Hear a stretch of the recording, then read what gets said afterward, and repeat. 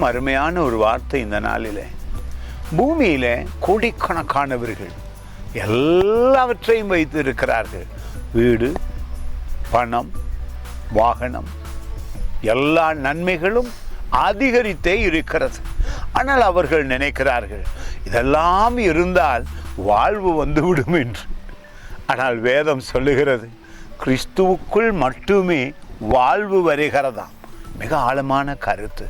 அது தியானித்து தான் நீங்கள் விளங்கி கொள்ள வேண்டும். மிக இலகுவானதல்ல.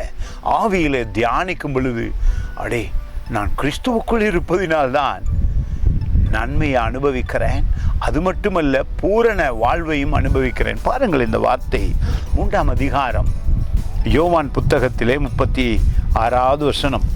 குமாரனிடத்தில், இயேசு கிறிஸ்துவிடத்தில் விசுவாசமாய் இருக்கிறவன் நித்திய ஜீவனை உடையவனாய் இருக்கிறான்.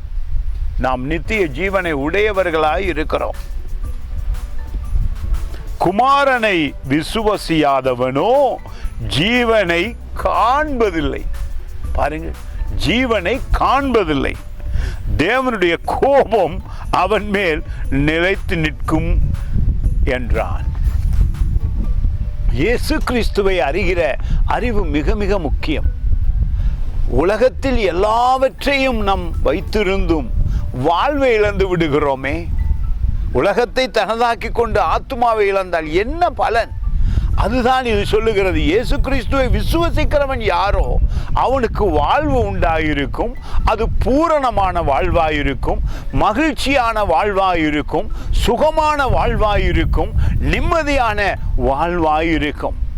உலகத்தையே நாங்கள் அனுபவித்தும் இயேசு இல்லாவிட்டால் முடிவிலே ஒன்றுமில்லை என்பதுதான் வேதம் சொல்லுகிறது.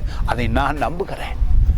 நாம் இயேசுவை அறியும் பொழுது, தெரிந்து கொள்ளும் பொழுது, விசுவசிக்கும் பொழுது எல்லா நன்மையும் மட்டுமல்ல ஜீவன் உங்களுக்குள் உண்டாகிறது. God bless you.